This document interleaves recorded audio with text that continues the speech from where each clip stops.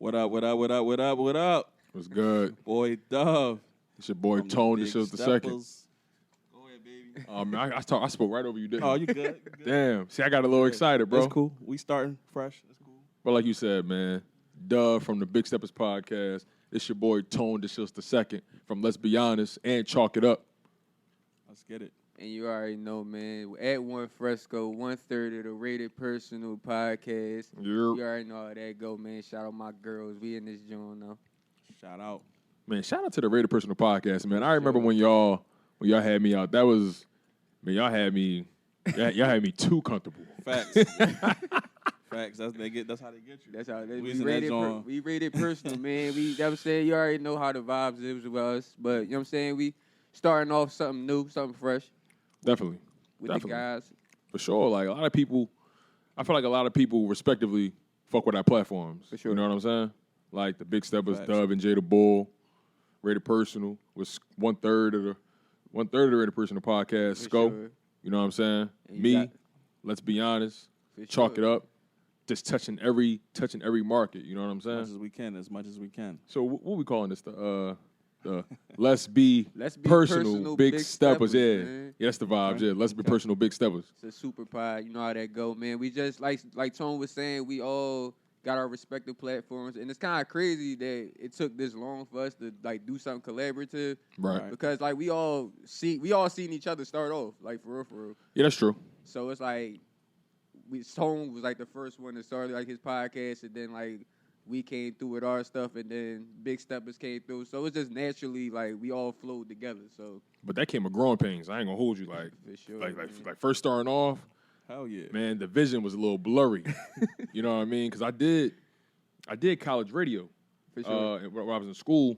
I did that for a year. Wish I would have did it for 4 years if I wasn't bullshitting with the lifestyle. But did it for 4 years, and I'm like, how can I turn this into like my thing? Like, I'm trying to really get into this out of college, not just radio, but media, right? Right. And I'm thinking, all right, how can I do this?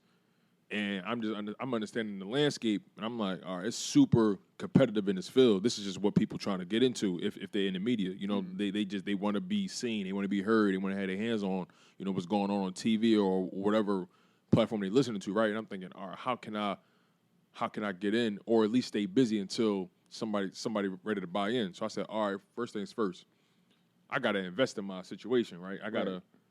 That's when I started listening to podcasts. You know what I mean? And I'm thinking to myself, all right, we'll go into that. So I start buying the mics, and I'm doing all the research on the backdrop frames. I start investing hella capital into that goal. You know what I'm saying? Because in my head, I'm like, all right, who gonna believe in my vision more than me, right? Always. And then when you think about it like that, it's like, all right, now you got the vision. Now it's time to execute. So I just said, let me bet on myself. Let me build my own platform, create my own voice, create my own lane, and just continue to grind, continue to keep my tools sharp. You know what I'm saying? Like, how did y'all get into podcasting? Because I think Sco, yours came second. Rated Personal came after mine, and then Big Steppas came after Rated Personal. So all right. So I had a little different run with starting a podcast. I wouldn't even say I started the podcast. It was more so like just something on a whim, for real. It was like one day I posted something on Instagram. I think I did like an interview or something for like something on a radio station, and I had a picture from it. And you know me, if anybody know me, y'all know I big, for real. Like, that's all I do on the gram and all that. So people always was like, yo, like, I just like put like a random story up, like, yo, if I started a podcast, who would listen? My homegirl Nene. I remember that, actually. Yeah, my homegirl Nene hit me up. Now, mind you, me and Nene, we knew each other, but on the gram type time. Like, now I don't know, like, buddy type time, but like we'll laugh at each other's shit and all that, but that's it. She like, yo, me and my best friend trying to start a podcast. We need a male. Would you be interested? Now me, I'm like, I might not seem it, but I'm a timid person. Like, I'm real shy on that, all that. So I'm like, I don't know at first and all that. But then I'm like, you know what? Whatever. Let's just do this shit. You ain't got nothing to lose? I ain't got nothing to lose. I'm like, and I pitched the idea on Instagram. So somebody already gonna give me the shot. Whatever. So, you know what I'm saying? We get a FaceTime, like she get us on FaceTime, it's me, her, and Treese. We start bidding off rip. Like, we just talking shit. I don't mind you, I don't know these girls from like a can of paint for real. So it's like we just like organically start clicking. Like we MBBs, like natural born bitters. Like, you know what I'm saying? That's what we like do. that. Like, you know what I'm saying? Like, and like everybody that come through the podcast, if y'all tune in, y'all already know, like, we just make everybody feel comfortable. We just want to make everybody like feel like personal, like get deep into it. So pause. But like, you know what I'm saying? Like, so that's pretty much how we started our podcast. And then like from time we just started building, started like getting chemistry. Like the first couple episodes we was kind of rocky a little bit, but after that we just whoever come in, you the bid. Like that's what we gonna do. That's like our stilo, and that's just how we grew. So shout out my girls, man. Like I said, shout out Tree, shout out Nene. Love y'all to death, ladies. for real. Yeah, for sure. Shout out to them. For sure. Definitely, man. I mean, I might have told my story a little bit before how me and Jay, my man Jay the Bull, he in the building. Don't worry. Shout out to Jay the Bull. Well, no, I mean, shit. You know, if you know me, you know I've been trying to kind of ease my way into this type of shit for a while now. You know what I'm saying? So sometimes you just get to yourself and you just be thinking, and sometimes I'm a nigga, I'm put it on Facebook or something like that. So, you know, typed it up. Right. I should be podcasting. You know, I got a couple people hitting me like, yeah, bro, you did. You should. You know what I'm saying? Then Jay, I ain't talked to Jay in a minute at that. You know, we might, you know, run into each other on the book every now and then, some sports shit. But I ain't talked to him in a minute. He sent me a picture of the microphone with the keyboard. He like, yo, what's up? Shit is history, you know what I'm saying? Like, we started negotiating the next day. Like, you know what I'm saying? Because I needed a partner. Right. You know what I'm saying?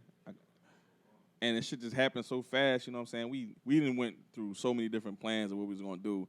Then we got here, and you know what I'm saying? The rest is pretty much history. It's a home, you know what I'm saying? But as far as the podcast and shit as a whole, it's a rich feeling, you know what I'm saying? So that's how I say every time I'm talking about it, I just tell people if you want to do one, you know, do your thing. If you got something to offer that shit. You know what I'm saying? Just be organic with it, man. Like Yeah. I feel like most all of us got that question before, like how you start a podcast. Like people make it seem like it's some type of rocket science behind it. It's really just look, you find somebody you got chemistry with, and just do the damn thing. Podcasting just talking for real. Like you can talk and you interested, and you got something to say. It's really nothing to it. Right. And like Tone said, you got to invest in studying. Yeah, you got to. Because even before me and Dove started podcasting, like I know we used to talk about other podcasts all the time. All day. So we used to just be like, yo, like this what we do in the group message all the time. Like we bid just like these people bid. So right. And then for me, like y'all found y'all partners. Right. For me, earlier on, I'm thinking to myself, damn, like who can I vibe out with? Who can I create this platform with? Who going to be as committed to it as I am at right now? Who got the vision like I got it right now? And it was a struggle trying to find that person right away. So and it was kind of, I was bullshitting because of that. I'm thinking, okay, I haven't found a person to create with, so bro, that's how it be. Right, and at that time, it wasn't nobody really as committed as me.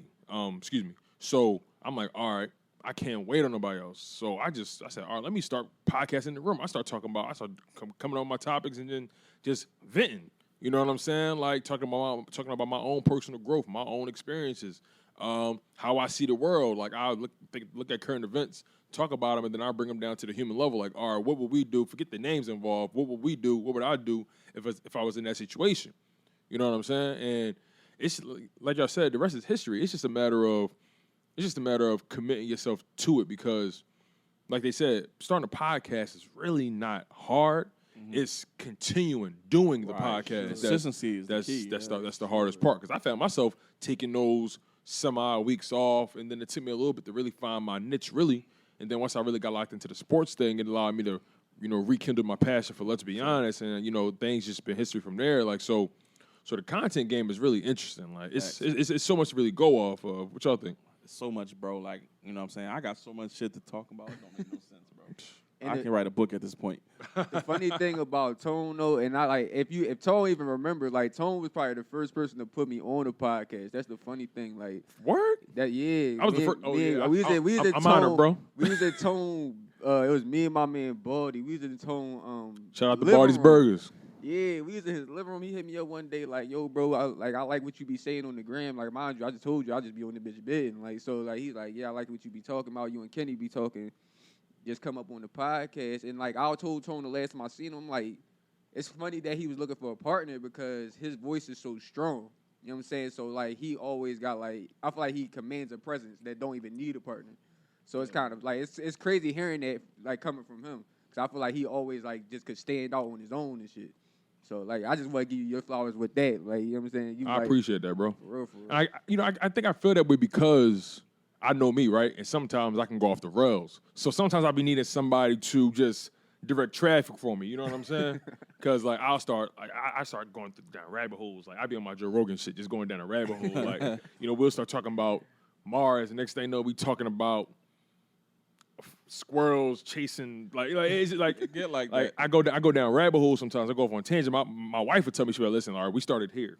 Like we went from talking about the dishes. Now you talking about how I was late yesterday. What you talking about? So yeah, like, but I really appreciate that, bro. I really try. That's like, the voice of a creative, though. I feel like all of us got that in common. I feel like we all just like our minds just be racing. Like I feel like if y'all watch this, y'all gonna see it as it progresses. Like we just gonna we just gonna go off tangents. Like for so sure. Just be ready for real. But my favorite podcast. For me? Bro, do your thing. Man, I said one of them. Joe Rogan podcast is one of my favorite podcasts. Some deep shit, man. Joe Joe Rogan put me on to Hotep Jesus. Oh yeah, yo, Hotep Jesus, yo, Joe Rogan put me on a lot of people, bro. I kind of go to Joe Rogan University, bro, because like it's a lot of shit I learned just from listening to him and whoever he would teach. He brings so many different people on the podcast. So like, yeah, Joe Rogan podcast is one of my favorites. On there. Yeah, I'm trying to think another one like Brilliant Idiots. I fuck with them. I was a heavy Brilliant Idiots bull once upon a time. That was my dad. I was heavy on them. Heavy on the drink champs. Facts. Like, heavy on the drink champs. I feel like most of the drink champs for sure. I feel like most of the pods I listen to is just, like, people talking shit. You know what I'm saying? So, the Brilliant Idiots, the drink champs. Joe was my man. Joe Budden, yeah, for sure. Legendary. For sure. You know what I'm saying? But he... legendary run. how that went. Like, you know what I'm saying? Shout out to the pod father, Tex Tone. Yeah, shout out to Tex. Yo, I used to go crazy in Tex season, bro. Yo, Tex used to have me... Bro. And that shit got replay value. Yeah, bro. Yeah. Free text, though, man. Free No, text. that's probably the first podcast I Just listened talked to to. my older cousin about that a couple days ago.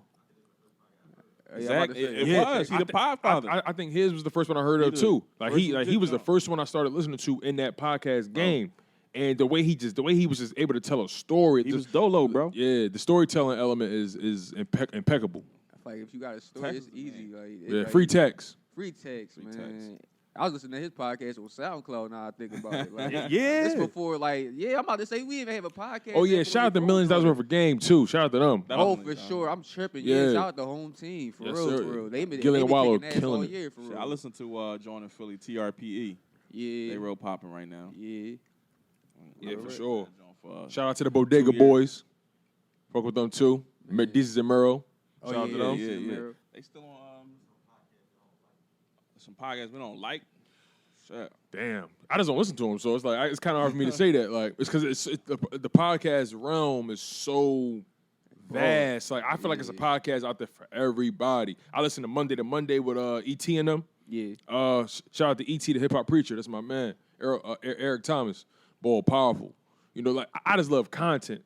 Like I go on YouTube, watch 30, 40-minute videos or 20. Like I just love content. I love learning. Like I love hearing about other people's experience. I love the what's the other one? The Mike Tyson joint. Hot boxing. I don't like that they let my man go though. Evan. Wait, so they let him go, or he just got a different role right now? It was some turmoil going on. Word? Because I think it was a money thing too. Because I personally don't like the whole cyclical nature of the podcast changing the co-host. Because I don't like the boy Henry Cejudo. I don't like how he. I don't like. Man, Eben was like. He was himself. He was perfect for that podcast. Perfect for Mike. Yeah. Perfect for Mike. So I don't know what happened, but I didn't know it was a money situation. But that's normally how these podcasts go. I mean, early on in the $millions per game process was the boy Dev. Yeah, that was a money situation too. Oh, his podcast is good too. I heard. Yeah, I heard. Shout out to Dev. Hey, listen, I believe it. I ain't. You know what I'm saying? I ain't tuned into it, but shout out to him. Like, but great production. Yeah, for sure. But I feel like that's a common thing with most podcasts though. Like it's always some money stuff. Like you know what I'm saying. And the thing with podcasts, like I said earlier, it's about chemistry. So you can't even let the money mess up the chemistry for real. Like and you can have chemistry, but are y'all really talking about the business the way y'all supposed to? And that's what happened with the Joe Budden podcast. They wasn't really. they was cool for so long. Sometimes the business get lost in the sauce, and you don't have the conversations you need to have, and you feel like you don't need to have those conversations because this my man's and them. You know what I'm saying? That be the problem with that's not even podcast though. That just be like doing business with your homies anyway. And it's like it's sad that you gotta draw them lines for real. Like you gotta be like, look, this is what we doing. This is what we doing right now. This is the splits. This is all that. You can't be just going off of friendship. Friendship don't really pay bills. You see what I'm saying? Like, yeah. So matter of fact, that's the topic right there. Like, do you think? I'm curious now. Do y'all think it's impossible? Or matter of fact, I'll put you this way: are you more so? Because I look at it like a spectrum. Are y'all more so on the side of you can mix business and family, or are y'all more along the side of nah, I'd rather not do that? I've never personally done it. Like not serious business. You know what I'm saying? Like small stuff. Okay. But I just never. Is it a reason for that? Sometimes I want to, but I'm just so dug in with my family already. I don't want nothing to get in between us. I know that I feel like my bad, bro. No, go ahead. I just feel like I'm not the type of guy that would have a fallout over bread. Right. You know what I'm saying? No matter what. But you just never know. I love my family, like especially like my male cousins. Like I'm good with all my male cousins. I would never want, some shit like that to get in the way of us, you know what I'm saying?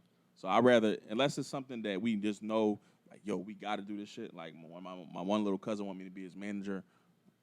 I'm going to rock with that. But not too many things I'm willing to do unless it's like some shit like, yo, we got to do this because you see the finish line already. Ground-up shit is okay, but you just never know what happens. And, I mean, a lot of people can do it. A lot of people can't. You know what I'm saying? We've seen both sides of the story. See, with me, it's like I'm going to always hear you out. Right. But I also look at people's track records, you know what I'm saying? Like, I always, like, you want to start something. First of all, I'm about to be 29 in, like, a couple months, right?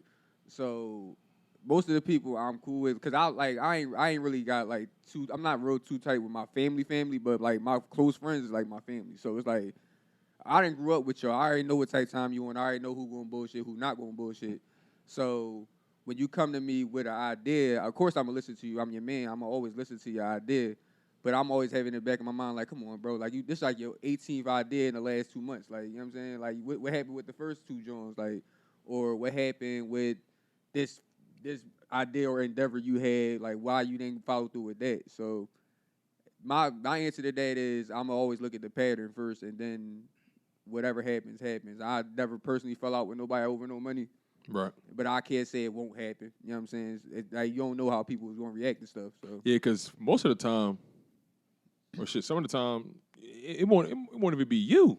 For sure. You could be the one that's copacetic going about it the way that you feel like it should, and you just taking the lead because that's how you move. That's how you move, right? But then that person may be intimidated, like, oh, you think you the boss? You making the decisions? Like, well, nigga, you not saying nothing. You just rocking. So I'm thinking, all right, whatever decision I make, you cool with. Now we in this together. This is an open forum conversation. This is an open forum business venture we on. And like we said, outside of just media and podcasting, any kind of business, you open up a restaurant with your family member. Like I said, okay, cool. Like what you bring to the table? What do I bring to the table? Okay, how can we both elevate each other's skill set? You may be real dope in the kitchen cooking. I may be real good with numbers and finance and all that. So okay, let me be in charge of budget and payroll, however it may be. You in charge of menu, presentation. Maybe you got a good aesthetic eye, so maybe you're in charge of how the restaurant look too. You know what I'm saying? Everybody got a skill set, right? I think where people mess up is sometimes people overestimate their value. For sure, that'd be a big problem. Like I feel like with a lot of people, especially with family, you start something with the idea of like, all right, say we all three cousins, right? So Dove brings this to the table, DeShields bring this to the table, DJ bring this to the table. All right, we're gonna split this down 3 ways. But what if Tone is the draw? Tone is the one bringing the money in. Why isn't Tone's like split higher? You see what I'm saying? Like, so a lot, like you said, people are either underestimate or overestimate their value. Like they'll like look at it like, oh well, we said we were going to do this from the beginning, but stuff changed. See what I'm saying? So you can't expect it to be the same way. I feel you on that. Yeah. My retort to that would be, I look at it like, all right, I may be the draw, but we started serving them the package from the beginning. Right. Like, people may like, how can I put it? But like you said, I may be the draw, but y'all bring something to the table to make me the draw. Right. You know what I'm saying? So I feel like just if I'm looking at it from my perspective, I wouldn't have no choice but to just knowing my personality. I want everybody to eat for real. You know what I'm saying? So if we split this draw 3 ways, you know what I'm saying? Now, as the business grow, things change. Now, if I'm outside of just the draw, if I'm the one, probably like the Joey Budden situation, if I'm the one going to talk to these advertisers, trying to bring more money to the podcast, trying to get the deal, and it's like, okay, now as more money coming in, okay, maybe I may get more portion of this source of revenue. But as far as the podcast, we all got equal ownership. Always, you know what I'm saying? Maybe once the advertiser money come in, all right, I may get, I don't know, 30.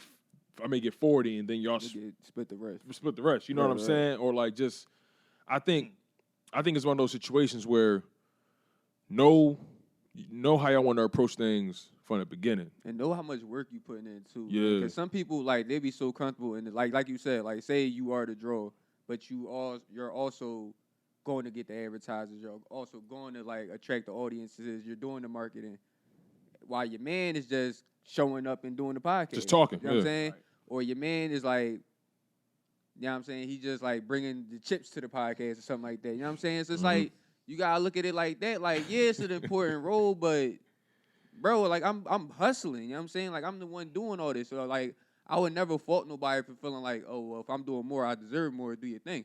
But other people don't feel like that. They feel like, oh, we started off splitting this down this way.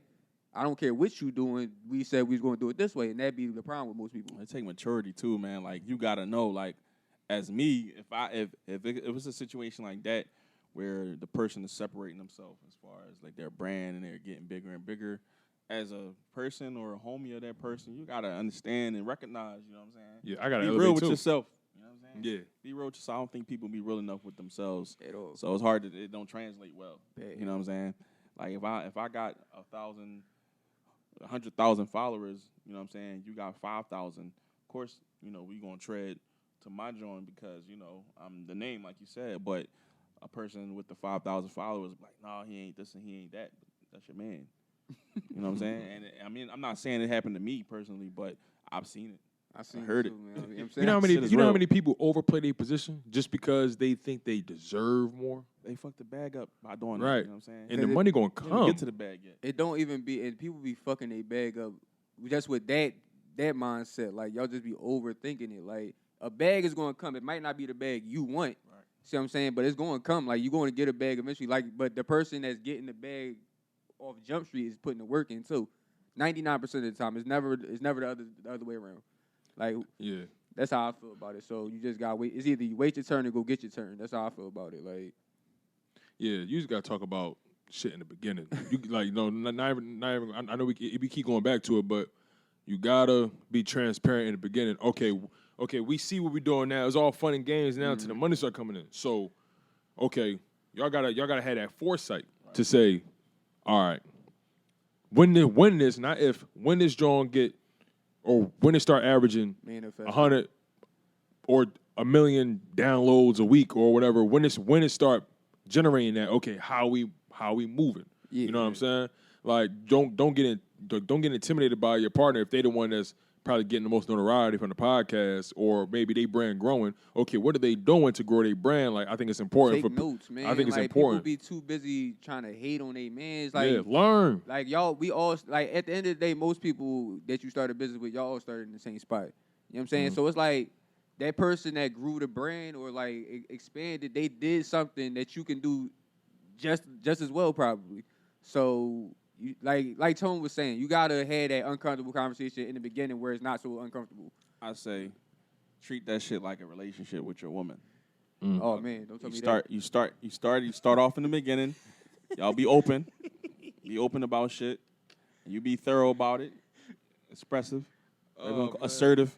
That's how partners should be in business too. Like, yo, bro, I ain't going for this. I ain't going for that. You know what I'm saying? See, that's what I want. See, I'm an emotional ball, so like, it's like I ain't gonna cap y'all. I get emotional sometimes, so like a nigga gonna know how I feel pretty early. Like, as he should. Like, it's gonna start showing through the. It's gonna start showing through the podcast, the footage. I don't know. I ain't the person that I'm not really emotional, so it's like, you know what I'm saying. Like, I'm one of the people that's going like I might feel away, but it's gonna take me a little minute to get there, but. I feel like that's something that I gotta learn too when doing business with people. Is just like you gotta have them uncomfortable conversations from the rip. Like you got to. Yeah, because when you let that shit linger on, man, that shit get bad. It get bad, man. It get real bad, and it's just like it boils over, and it gets to a point where there's no reconciliation. So it's like you gotta have them conversations early. We really got smoke for each other. You know what I'm saying? And then you gotta you gotta know yourself, right? Know like, yourself. Definitely. If you know yourself, you know how to approach, how to move. Like me, like all right, I know I'm sensitive, right? And certain shit can probably get to me probably more than the average person. So I got to be transparent in what's going on in my head, so I'm not lingering with this shit, and it's not making me think 10 times more. Like I can't be in a situation where if I feel like something don't feel right to me, something this don't add up. Hold on, wait, 1 + 1, he getting 6, I'm getting. Hold on, wait. so I'm gonna be like, hey, bro, like, so run this by me again. I'm just trying to make sense of it. That's all. And some people can't be intimidated by that. Some people get intimidated by questions in the business. It's like, no, this ain't about ego. This is about, okay, what's this foundation we build? Okay, what's people entitled to a certain extent? Right. You know, you got some people who gonna make sure you gonna eat regardless, but you know, you don't want to be getting paid in gifts. You want to start. You know what I'm saying? You want to get a check to come to the crib. And then it's like you said, bro, know yourself. Like people, you know how you are as a man, or how you move, or how you take things. So you should be able to maneuver certain situations, just so you don't even have to. You know what I'm saying? Even go through that or be around it. Or if it does happen, you know how to bounce back. Like, people don't really study themselves.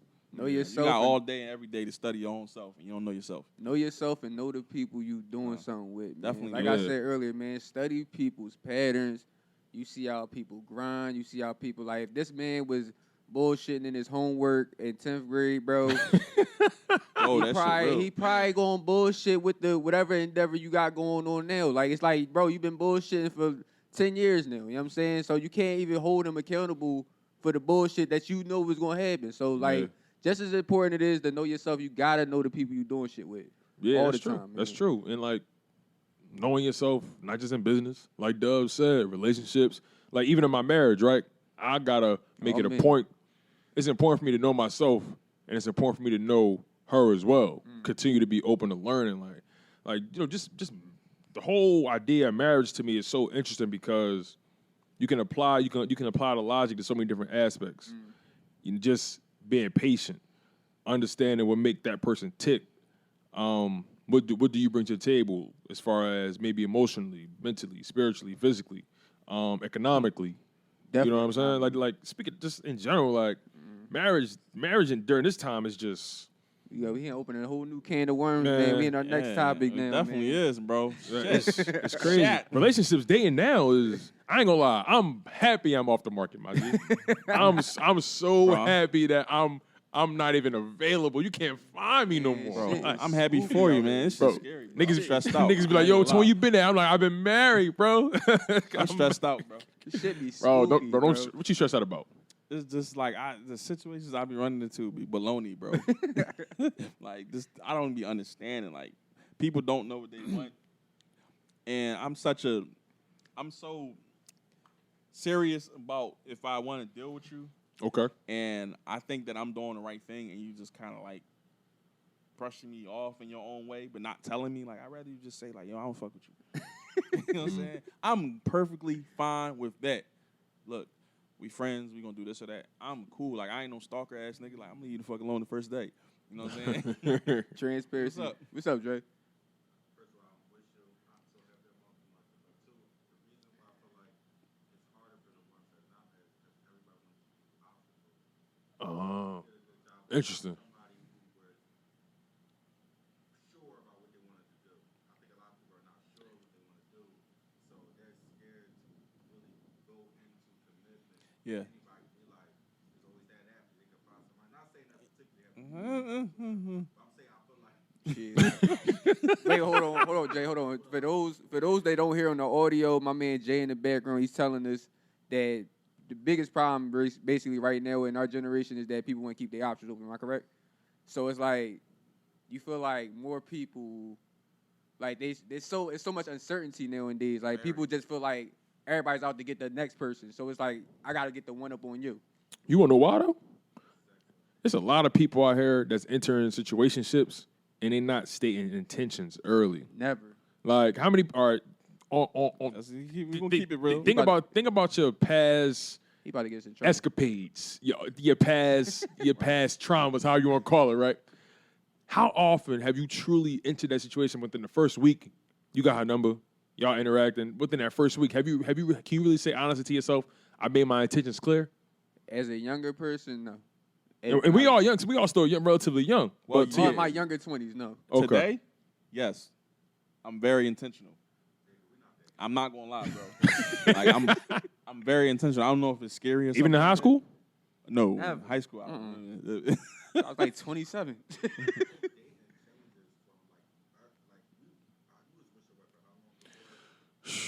Me and my wife have been together for 3 years. Yeah.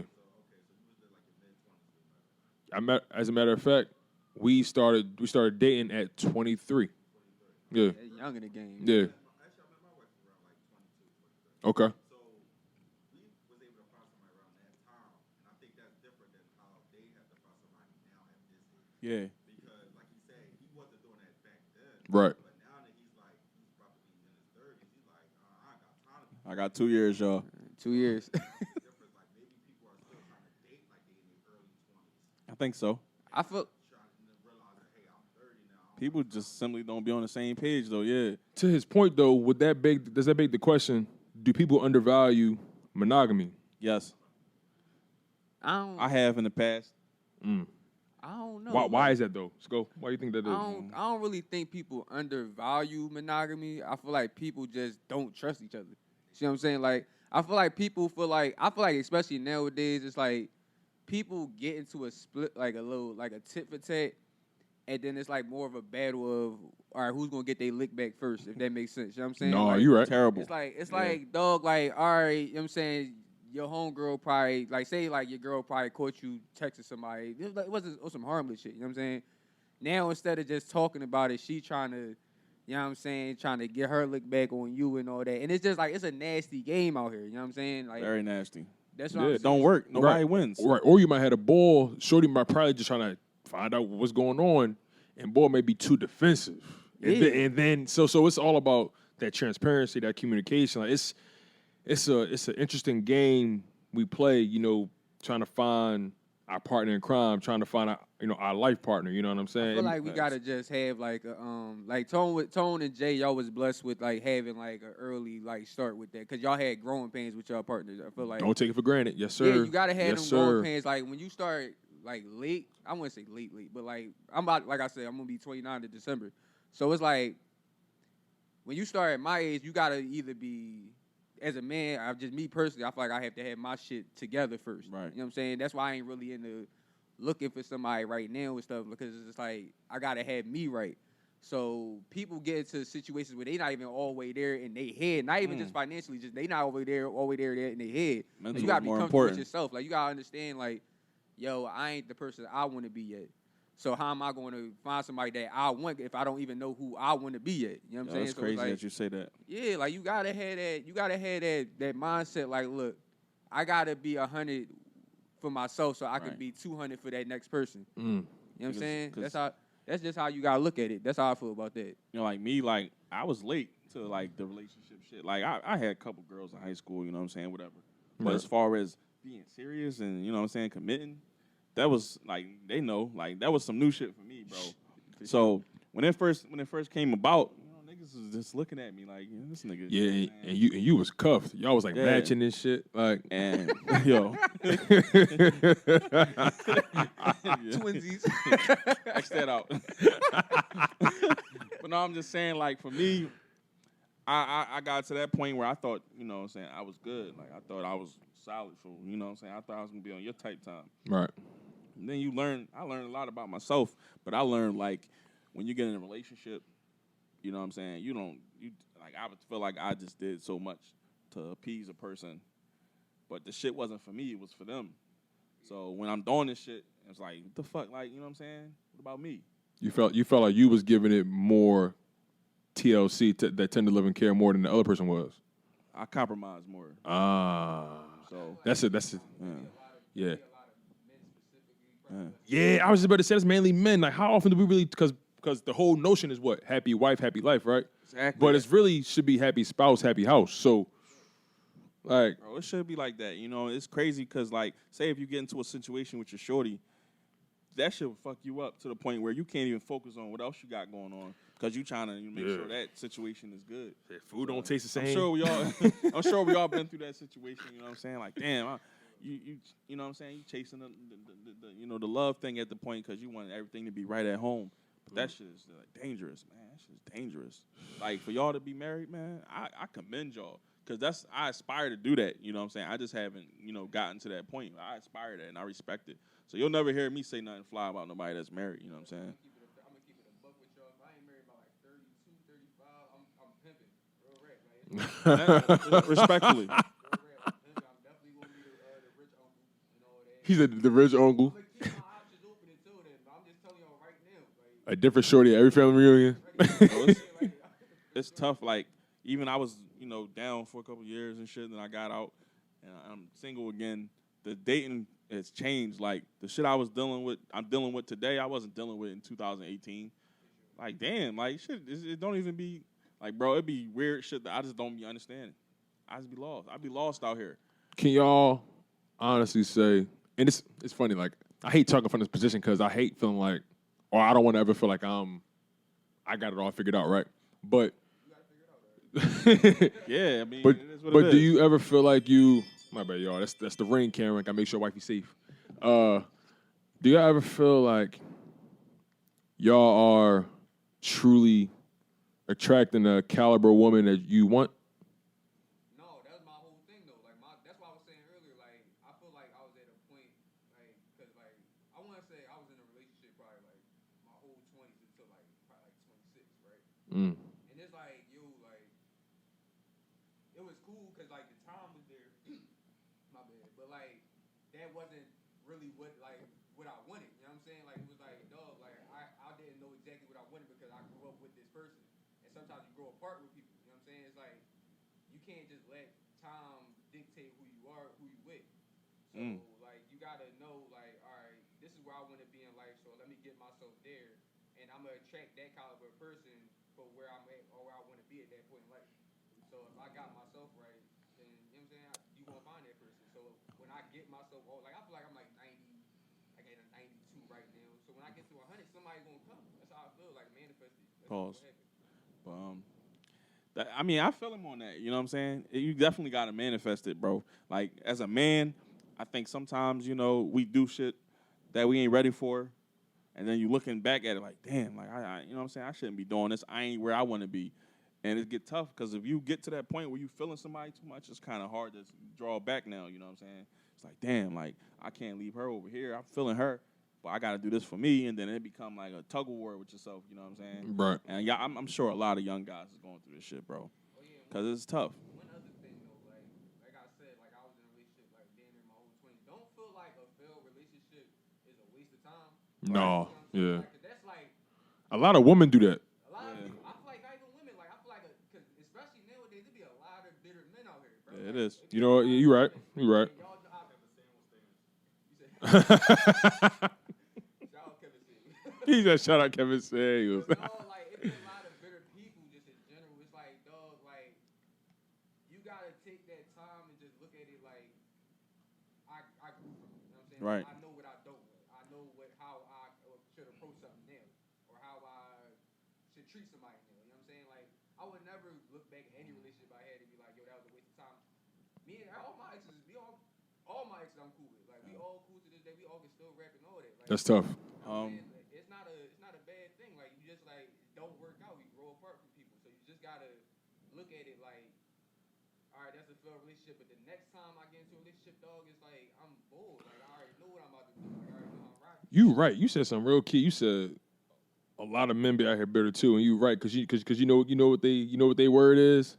They hit you with the, oh damn, like shorty broke my heart. Now I'm out here on demon time, like, and that's the weirdest. That's the weirdest thing to me. Like that's the weirdest pocket to be in. And that's, remember, Jay, you tried to put me on the spot when we first started?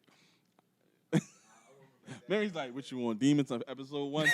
Yo, I remember that. And I said no so fast because I ain't want nobody to think like, yo, this boy out here living reckless. I never really was, you know what I'm saying? Like most of the shit that I was coming across when I got single was like just falling in my hands. Like literally. So I ain't never want to be like, man, fuck that. That ain't work out. I'm doing this and that. Like, no, bro. I took it as a learning tool. I learned some more stuff about myself. I learned what not to do. You know what I'm saying? I came to my senses. I reevaluated some of the shit that I did myself, and I reinvent myself in the same way. Like, For sure. you know what I'm saying? That's how you bounce back from a bad, breakup or whatever you want to call it, man. I don't know. Demon time kind of necessary, but it just depends on what point in life you was. Yeah, I like, was about to say, depending on I what ain't there, time. bro. Now, I mean, not now. I mean, but definitely like Everybody had a demon time at one hell point yeah, in that their life. demon time was lit too. Oh, like, yeah. Oh, no, in Shit was lit. 2012, it was a little different. Boy, I had it. Bro. Yo, Yeah, I around feel like that that time. 19 to 21 phase, boy. Man, I was on demon time when I broke up with I only had 2 serious relationships in my life, right? Broke up with my first ex, well, my only ex. Yeah. Broke up with my only ex in 2014. 2014. I was a sophomore in college. And it was one of those situations like somebody continuously thinking you doing stuff, putting this pressure on you, like saying, "Oh, I know why you ain't." All this other nonsense shit. I remind you, she never cheated on nobody. As far as I know, never been cheated on. So Don't ever say that. So it's like, I love you, wifey. I know exactly where you at. Check the ring camera real quick. Location, stay on. No, go ahead. But no, like yeah, like I had that situation. Broke up with my only ex and got on demon time so quick. And it was like for full transparency, like. Let's just say we broke up on a Monday. I was in another chick bed by Wednesday. Like, hey, listen, I'll draw it, I but feel you. I did not give a fuck at that time. Respectfully, though. Respectfully, of course. You know what I'm saying? Wait, what's the fact? Right, he just gave me a question. Like, all right, so after a breakup, what's the fastest y'all bounce back? Like on that tip, like just sexually or just not even just sexually. Now I don't know, get into another relationship type time. Just 48 hours. 48. 48 hours. 48. Same day. Not my recent situation, but yeah. I was about to say I said about 24, but I ain't. Dove got everybody beat. No, bro. I had to listen. That's because I already had my escape route planned though. I Like, walked I right already in knew the what type crib of time I like was Trey from Boys in the Hood. Pushing all the air. What's wrong? Yeah. I went straight to the shorty that was feeling me from the rip. I knew. I'm like, oh, okay, I'm knocking on her door. As soon as the party over, like, hit It's her. weird. That's how I know like I came a long way. Because this year when I got single, I ain't want to do with nothing. Like, That's probably a little bit more dramatic though. Like Yeah. that was more of a like, you know what I'm saying? That was more of a like y'all was really locked in. So it's like that's more like it kind of hit a Yeah. little different. Y'all was living together too, right? Yeah. Yeah, that's heavy. That's a That different kind of vibe. hit a little That's different. different. Like when you got some time in with somebody, that kind of hit a little like, you know what I'm saying? Not me, but I'm just saying in general. Like that usually hit people a little harder and shit. But no, like that was the lowest my mental space ever been at concerning a woman. Like I ain't never been that low. You know what I'm saying it didn't last long as far as the lowness because Why did it? That was like his first like real Why'd you get that serious low? joint. Like, well, I don't know what the low was, but like to you know better than I would. What about it put you in that headspace? Did you feel like it was something you could have did better? See, yeah. So how it all started, like when everything happened, I just kept blaming myself, and I really tried so hard to be a good dude. Like I really strive for that shit. He can attest for me. Like For sure. I try my best with, you know what I'm saying, and I had little slip ups or whatever, but I tried my best to be like the ultimate boyfriend, whatever you want to call it. And you like fell at something like that, and you like this your first time. Like I went hard, bro, and you fell. That shit had me feeling like, damn. Like if that ain't good enough, then what the fuck am I gonna do? Yeah. It was the lesson. To show you that no matter what you're doing, Yeah. somebody else's shit can still bring you down. Exactly. Facts. Just because you were doing your best don't mean that she was doing her best. I'm not trying to blame her either, but I'm just Right. Fuck her. saying doing your best doesn't mean that it's your fault. Yo, Right. you're so right. You're so right. Because one time, I'm a fixer, right? So I found myself being in my marriage trying to fix everything. Hey, babe, what can I do? What you need? You hungry? That I remember your feet. Like I'm all about fixing. And one time she had to just stop me. She said, "Tone, I don't need you to fix shit. just sit here and listen. For sure. Just sit here, hold me. Just sit here. Like, maybe I don't need you to sit here, nigga. Just get the fuck out of my sight. Like, I feel like we all can attest to that problem. I feel like we all got that syndrome. Like, but I think that's just a man thing, kinda. You know what I'm saying? Like, I can't speak for all men. We all solid in here though. You know what I'm saying? Like, cause I remember the same ex I was just talking about said the same thing. Like, yo, like you don't have to fix everything. Like, you don't have to. Like, sometimes I just want to talk. I just want to complain, and I'm one of the motherfuckers. Like, you start complaining to me. Oh, what we on? Like, we gotta do that. We gotta do this. We that's gotta do how I feel. Like, I don't want you to go to sleep mad. I can't take it. Yeah. No, cry yourself to sleep. But like, I mean, but like, mad at me. You know what I'm saying? oh, all right. Anybody else, go ahead. But I don't want you to go to sleep mad at me, and I gotta, you know what I'm saying? That's just Alexa That's play crazy. Neo Man. And it's funny how we look at, because we attribute that fix-it personality thing to mainly men, right? But for some reason, and y'all jump in at any point, but for some reason, I feel that men that get looked at as fixers get looked at as like, oh, they a good guy. They try to do what they can to make their relationship work. And I feel like sometimes when you're dealing when there's a woman that's a fixer, they get looked at as or labeled as needy, crazy. Like she can't like she just. I don't know. You gotta elaborate on that though. keep 'cause, going back. Like I'm trying to like, all right, how can I word it? So you see those chicks sometimes that it just seem like they doing any and everything to make it work, and they know it's not a optimal situation. right. And I just feel like women get a bad rap for being fixers, and I feel like men. And this is my retort to that.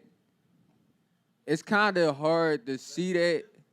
It's kind of hard to see that because I feel I'm always, now y'all can correct me if I'm wrong, but I feel like women always have more options available. See what I'm saying? So that's why they always get looked at. Like, why you trying to fix this relationship? Why you trying to make him do something when you got 20 other dudes that's going to do that? Not realizing that, well, this one dude that she trying to fix it with is somebody she really fuck with. You see what I'm saying? Like, so that's why we as men look at it like, cause like, no, like a woman can post some shit on Instagram like right now, like, yo, I want a boyfriend, no matter what she look like, bro. no matter what, it's gonna be 3 horny niggas that's gonna hit her up like, yo, what's up? Like, you try to go to There's brunch? always somebody that's You know what I'm trying to saying? Like, love you. And I got a lot of homegirls, so I already know what type time niggas be on. Like, people, like, my homegirl would say some, like, perfect example. My homegirl will post something on, like, post a cash app. And no lie, I be right next to it. Like, her shit start going the fuck off. Like, I'm like, oh, hold up. Like, niggas out here tricking like that. Like, so it's like, yo, like, I can't compete. I wish I would. If I posted my cash right now, bro, the only thing I'm getting in my inbox is, yo, you bum ass nigga. Like, so it's like. So did social media change the game? Did it change the game? No, it amplified it though. I feel like that women shit up. always had the upper hand. I feel like women always had the more options. I feel like men in general is just thirsty, bro. Like I can't even be mad at it, bro. We all been there. You know what I'm saying? We all been not well, y'all married. I ain't gonna get y'all indicted, but like we all been thirsty before. So it's like, yo, like it's kind of hard. Like, let's go back to the point where, like, when we look at women as fixers, it's like we just looking at it like through a men's lens. Like, well, I mean, why you even dealing with that? I'm right here. Like, whereas a man, if you a fixer, it's like, all right, you fix it because that's your. I don't want to say it, but it's like kind of like your only option. Man. You know what I'm saying? Like, Yeah. like That women shit don't look crazy. at it. Women be like, oh, you got options. All right, fuck it. I got 2 more options than you got. You know what I'm saying? Like twice as more. I mean, like. I do That's- be having them options.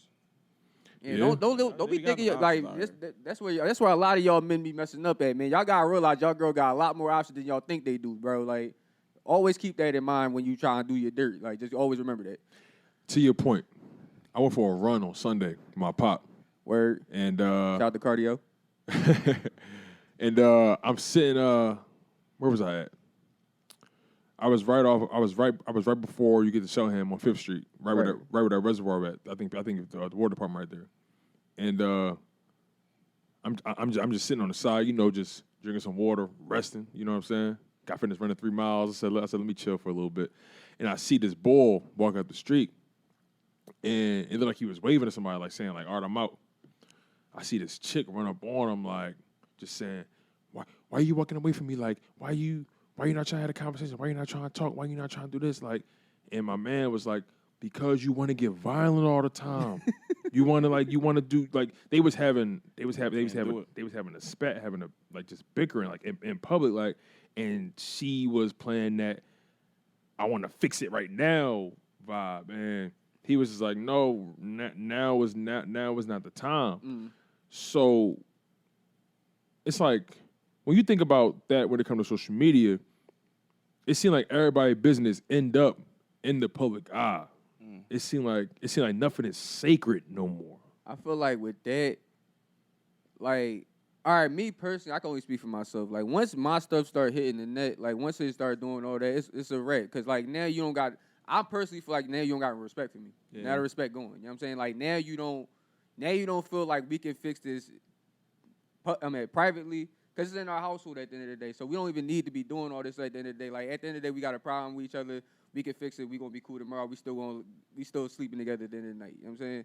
But once it go to the net, now say if you say some wild shit like, oh, well, that's why you didn't pay the electric bill last month or some wild shit. Now you first let me some bum ass nigga. You know what I'm saying? Now they never gonna get that out of their mind. I remember my mom told me one time like, yo, don't ever tell me like if you get into a situation with a girl, don't ever tell me because I'ma always look at her like this, that, like now I'ma look at her that she did this to my son, and you gonna go back to her. Now I'm gonna always look at her like that. I'm never gonna like her again. That's how it is with social media. Like once y'all start rapping like that on social media, I don't give a fuck how cool y'all relationship is outside of Instagram or Facebook or whatever. Now I'm gonna look at y'all the toxic motherfuckers that just be arguing on Instagram. Perception is reality. Yeah, like I felt the same way. Like I don't. Even in the course of a breakup, I don't get on the internet and say nothing. You would never know. Like, people still don't know that I'm single, bro. You know what I'm saying? I might say something to somebody like, don't you got a girl? I'm like, huh? Like, you know how long it's been? You know what I'm saying? But no, on Twitter, you was going off on Twitter one day. You was going there. You had a day when you was throwing subs. Oh, she upset she throwing subs at me. he said, what's up? What? No, like, because I vividly remember y'all being an item. Yeah. Man, and then one day my man was tweeting like, fuck these hoes. He was not so explicit. It was something along the lines of just on some Drake shit. Just when I thought I knew you, like shit he was saying slick, just no smooth shit. That was getting break up, man. Of course, that's gonna happen. That's gonna happen. But like you were still exercising tact, which I respect. Always. Which I respect. A lot of people don't know how to exercise that. It's always fuck bitches get money. It's like bro, she hurt you. Keep it okay. That's something I had to learn. I learned that like a long time ago with bashing your exes on Twitter and shit. Like I had to stop that when I was like early. You don't win that game. I was heavy bull on that. Like back when I was in like college, boy, that was my shit. But I had to stop that, man. It just shows a sign of hurt. You know what I'm saying? You're not doing nothing. You're not like leveling up your masculinity without doing that. Like you just gotta take your lick and just go ahead with it. Like you got charges to the game. Like, anytime I get asked a question, especially on camera, I don't never say no crazy shit. You know what I'm saying? I'm a respectful guy at the end of the day. Like, hey, you know what I'm saying? I see a person today or tomorrow. What's up? But that's just how I am. No, I feel you. I told my ex one day. I said, like, if I see you, it's like, all right, salute. Like, all right, what's up? Like, you Knuckle good? Touch. All right, make the family cool. All right, keep it pushing. Like, you see me with, oh no, I could never. I'm like, okay, like that's cool. You gotta have that mindset. Like, people ain't built like how you built, or they don't think how you think. Like, you can always mature enough. Like, you can't help somebody's animosity for you. You can only control your emotions. So that's something probably I learned from one of my relationships. It was like, yo, you can't control what other people do. You go and control what you do. Mm-hmm. So I can always be like, yo, I don't have any animosity. Yo, when I see you, we can dap it up, we can hug it out, whatever. But if she don't feel like that, then she don't feel like that. Yeah. I can't be mad at that. So if she want to walk by, we in the mall somewhere, you see me with my shorty, or you with your nigga, that's that. Like that's how we is. Or we could just be like, yo, what's up? Yeah. And we ain't even gotta say, yo, that's my ex or none of that. We could just be like, yo, that's my homie from back in the day. Like, I got a 2-year rule anyway. Like, if we broke up more than 2-3 years ago, we not even exes no more. We just, you know what I'm saying?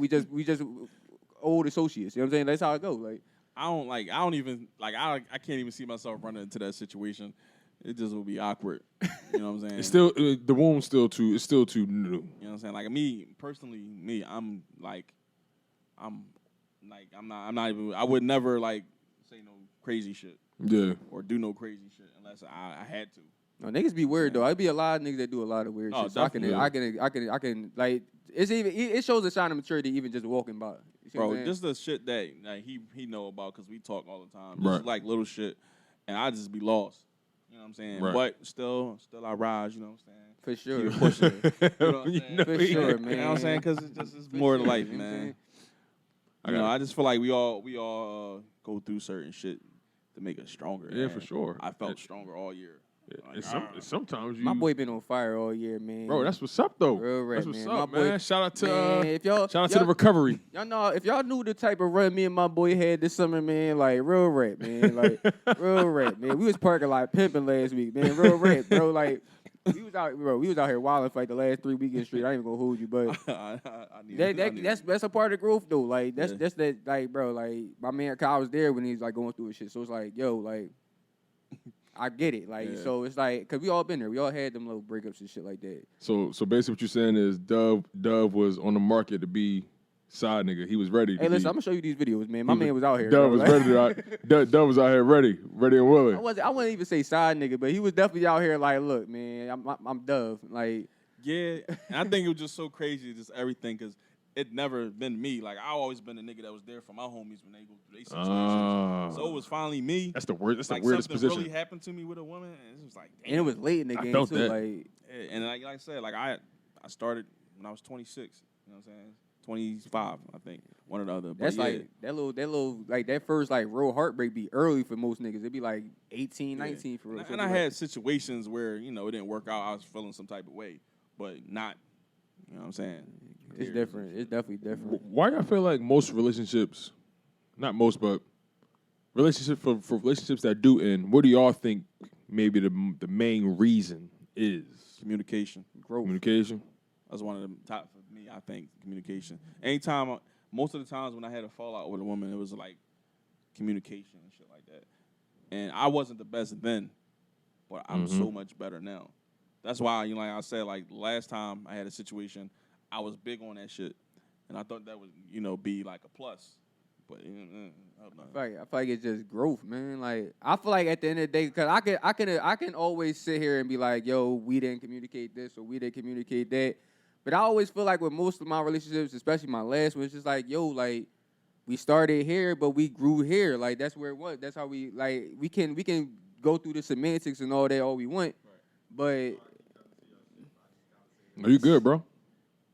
Growth is such a big thing, and I would say that was probably my biggest almost into my relationship. yeah. With my man, growth. Wow. Wow. When I met her, was not the person I was And you growing up. That's why my last situation ended. Growth. You're not gonna be the same person in your early 20s and you head into your 30s. and that's old. That's When we started to grow and we started to develop who we are, we're no longer seeing eye to eye. Yeah. We had to recalibrate, retool the situation, or we was gonna have to break up. It's like, yo, we gotta come to this new page, like where we at now, and if that's gonna work, it's gonna work. But if it don't, it's gonna have to You know how much awareness that take? It's tricky. Like it's tricky for sure. and that's where the communication part come in. Like the growth, I feel like is always the initiator.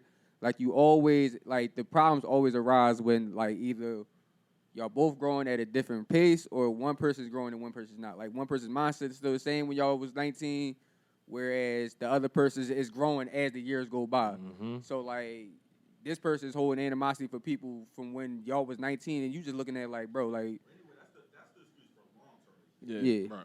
Like people who can't get past the first 3 months, that's the whole You want to know why those in? People can't cut off they. Know what I mean? They. I don't know that 90 days. They stay side pieces sometimes. Sometimes people they don't want to. When I passed my Options 90 days, thing. I was like, I felt like Rocky when I passed my 90 I ain't gonna days, hold you. You gotta be like at this point. Like I feel like with most relationships, you gotta have like that 90-day trial period for real. for Like yourself. you just got like you can't put all your eggs in that basket. But you like this basket right here, right? So it's like you go put a couple eggs over here, but you gotta have your little sprinkles over there and all that. Now let's say you start all right, I'm vibing with this basket, but somehow, some way, those the eggs keep falling in your basket. What happened if the eggs leaving a mess everywhere and you like, yo, not in this basket? Like, So me- Gotta get your shit together. they start blowing the Me spot up. personally, Like, what y'all gonna do? Like, me personally, all right, like when I'm vibing with somebody, like, and like that's probably one of my downfalls. Like I'm one of the people that really vibe with somebody. Like I started gradually cutting people off as it go. So it's not really a It's natural. bad eggs falling in a basket type thing. It's more so like, all right, now I'm building more trust into you. So I'm saying that 90-day period is just me building trust into you. Like now I feel like this is going somewhere. So once I get like, so as far as like eggs, on the other baskets, yeah, I might slip up here and there, but like I'm still vibing with you. And then once we get to that point, I'm like all them other baskets is going anyway. Like, you ever be locked in? And locked in. you ever be locked in on one person and somebody just won't let you live? It's like you moved on. You probably felt like you probably thought you cut them off, but they wasn't ready to cut you off. Listen, my red Like receiver who y'all on. think blew up the spot more really? Like side niggas or side chicks? Side chicks. Jay said Jay side said chicks. Side chicks. I ain't gonna hold you. It's been some unruly behavior out here, dog. Y'all men be going crazy sometimes. I ain't gonna hold you, bro. Like I think I saw a meme on the gram. Like, yo, wow, like why would you side niggas be doing the most? Why would you go on Call of Duty and add my nigga and kill him or something like that? Like it's just be like something like sometimes side niggas be doing like. And because first of all, like I don't know if y'all was ever side niggas, but I know what type of side nigga I am. Like I'm saying, like so I always kept it thorough, I always kept it played. But like some niggas, they be feeling like they really the girl boyfriend. Like you trying to pop up, do all this stuff. Like bro, you on call, bro. You gotta let that rock, Bro. Side nigga can play a role. Like I've been a side nigga, I played my role. I ain't trying to blow up the spot. But wherever side chick you get, eventually she's gonna want to blow up that spot. Why you all my side chicks kept it Why thorough. y'all think women more likely to do that though? If that's the case, why y'all think women more likely to blow the spot up than men? Because they eventually, like, the emotions get there. Like, eventually, So men not emotional? We can't even put that. We are. like a lot of times, like, Some know of- who you go, like, I can go into a situation knowing what my situation is. So if it starts to get emotional, I'm gonna pull back. That's not gonna bring me to a jealousy point. That's not gonna make me want to blow up your situation. Yeah, we more But logical. That's just you though. But like women, they'll tell themselves, convince See, themselves. new niggas. I'm about to say, yeah. And then when them emotions hit, they don't. Bro, like we can play that game all we want, bro. But like in 2021, these women be. I'm about to say we can speak from our standpoints, but these women now, bro, like I ain't gonna hold. Like I said, most of my I got a lot of homegirls, bro. Bro, they be doing niggas worse than niggas be doing girls, bro. Like they build way different no now. So idea. like, and they be having niggas in a frenzy, bro. Like just be doing the most, like, and just like That's how I learned. I'm about to say they just be doing these niggas be just doing pop-ups, like calling their phone 1,000 times while they with another nigga and just doing it, bro. Like a lot of people nowadays, like a lot of men nowadays, bro, they don't know how to be side niggas, bro. Like it be sad out here, bro. Like I'm out that game. I don't do the side nigga shit no more, but It's been years. I for feel me. like the whole emotional thing, like we can't even hold women to that no more, bro. Like niggas be out here emotional, niggas bro. be Real going crazy. Yeah. Like Statute of limitations. Yeah, he said the statute of limitations. allegedly, everything is alleged. Shout out wifey. Oh, definitely, bro. I ain't with that side nigga shit today. I ain't. We too old, like not too old, but it's just like, bro, weird. nobody want to, bro. Come on, man. I got Too my risky. We all got good jobs. We all got our own spots. We all, you know what I'm saying? We all got stuff going Yeah. for us. So that whole side nigga shit, it's just like, bro, I like for all that I could just go get a woman. You know what I'm saying? Like I don't even need to do all that, bro. Too many out here to do some shit. Because if I'm already courting you, and that'd be a lot of niggas thing too. Like they feel like I'm courting you, so I'm obligated to you. That be they prime most of the time. That a lot, and that I be seeing. Matter of fact, one of my other homegirls just said like had an argument with a nigga the other day. This nigga was like, "Well, I cashed app you for some for some food the other day." All right, dummy. That was you. What Like, the fuck you supposed to do, The bro? You fuck, courting like- her, bro. Like and people be feeling like they obligated. Like these new niggas be feeling like they obligated to a woman just because you giving them bread. Bro, Yeah. that don't be the case, man. If you're not thorough, you're not keeping it real with these women, bro. They not going. If you're not vibing with them, bro, like they ain't feeling it. You can send them all the bread in the world, they not feeling it, bro. They gonna fuck the broke nigga. You know what I'm saying? Like, 'cause Happens his every time. vibe different. Like, you just gotta know how to talk, bro. Like, you gotta know how to talk, you gotta know how to vibe, and you just gotta know how to not lead with the bread. That's how I feel with mood. Like, that's how I am with it. That's why I don't send nobody bread off the rip. Like, No, that's super I corny. refuse. That is super Yeah, corny. that was a for some reason the whole side nigga territory. That was That was a territory I never could see myself in or even put myself in. If I'm being real transparent, Tone was jealous. That never been my. Tone was jealous. I told you. Bro. I get. You know what I mean? I get jealous. Like I see you. I see you in the lunch line. He put his code in for your shit. I don't like that. Like, you know what I'm saying? So I'm gonna have to pull back. Like I thought I could do it. You always think you could do it until you try. You be like, nope, negative. That can't be me. I always was taught to keep it real with myself early in situations. Like every situation, like know how that's gonna make you feel in that situation. Like that's why I'm a firm believer in doing to others as you want to yourself, right? So I just couldn't see myself in certain situations. And then on top of that, like niggas get dumb about females, bro. Niggas get dumb, especially in Philly. It's like motherfuckers get dumb, bro. Like, I always told myself, like, I'd be a mad ass angel if I got killed over some pussy, bro. I'd be mad. I was just like, I told the guy like I need to get back, bro. You want some bullshit? I need another respawn, like. Yeah, I couldn't do it. Put me in the gulag over some pussy, bro. You going crazy? I couldn't do it, man. I took. That's how I know, like, I'm in a different place, because in like maybe when I was like 20, I might have stepped to the situation. You know what I'm saying? But now I'm like, man, fuck that shit. I'm out. Yeah. You gotta think about it, because we was young. Fuck no. Never. Well, not grown. Probably when I was like. I fought for a girl. Like never. Know what I'm saying? Not over her. Like I fought on her behalf. You know what I mean? No, I can't see myself doing. Yeah, that, I just for some reason like not taking away from that because that probably was a real situation. She needed help, but like I just couldn't. I could never see myself fighting over a woman because I'm a firm believer. People gonna do what they want to do at the end of the day, right? Yeah. And then you can't really change nobody. You could probably instill certain things in them that you probably want to see out of them maybe later on, from a development perspective. But you can't change somebody at their core, really. No, it's impossible. Yeah, like I can't be changed. I feel like if you get to the point where you get to the point where you fighting over somebody, I feel like they feel like that person that you fighting over, like they did something to evoke that, regardless of how you feel about that. Like nobody's out here just going to fight over somebody. Like. And I feel like if they let you do that too, another thing, not to cut you off, school, but I feel like if they let you do that, they get off on that shit. Exactly. I believe that. Like, I think it's weird, bro. Because I would never like let my woman fight. I'm like, whoa. Like, I just the saltiest thing. Like, what if I beat somebody up for some coochie, right? And I wasn't even the favorite nigga in that situation. Now you icing his eye and shit. Like, what did I do that for? That's a bad joint. That's a terrible joint, bro. Like, so I would never involve myself in treachery. Yeah, she nursing him like that. He won at the end of the day. Without winning that situation, I won the fight. He won the war. Ain't enough, all right? Now you blocked for what? Like, you know what I'm saying? Like, what you do that for? Like, block everybody at school looking at you like you dumb. Hey, yo, bro, she went home. You know what I'm saying? She did all that with him and shit. Like, nah, that's a whole new level of like just weird, just fighting over like anybody, like just fighting over anybody at this point in life is just weird, bro. Like you gotta let people make their choices and live with them. Yeah. Down them hills, man. Like stand on your shit, man. Just stand on it. Stand on it, please. I'm a firm believer in that. Facts. This man. I don't know. The whole relationship thing is like I said. I'm a married man. I'm so blessed. I don't take that for granted at all. Like I don't take it for granted not one bit. It's spooky out here, man. But we still holding strong. We still got faith in all that. For sure. Because I got shit with me too. But it's just a matter of time. I'll find another thorough one. Y'all out here certified lover boy in it. Yeah, we had a hell of a summer. Boy, dude. Like I said, boy. I had, boy. Still has its perks, bro. Like after the first 2 months of me being single, when I was like on my lonely joint, about March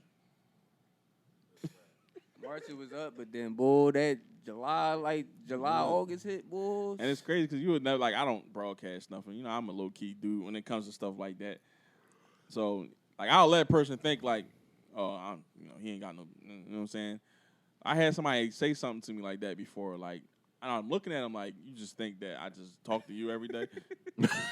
When you're not here, I'm just looking for your text. Hey, listen, overestimating their value. For sure. Yeah.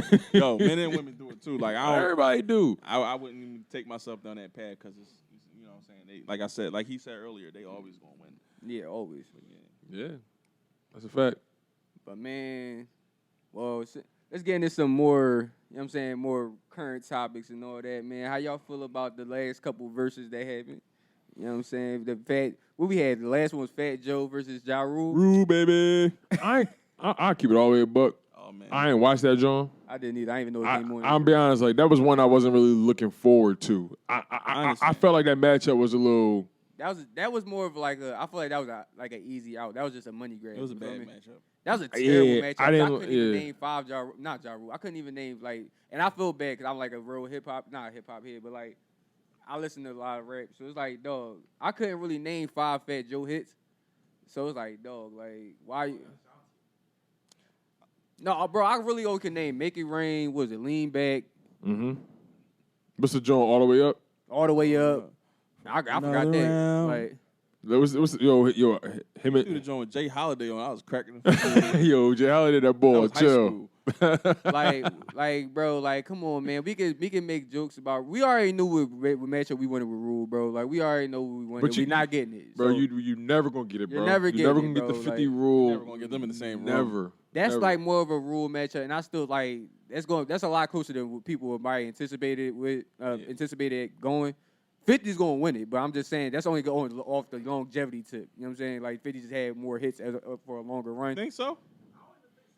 I don't know, bro. 50 stopped early too. Last time 50. I don't know.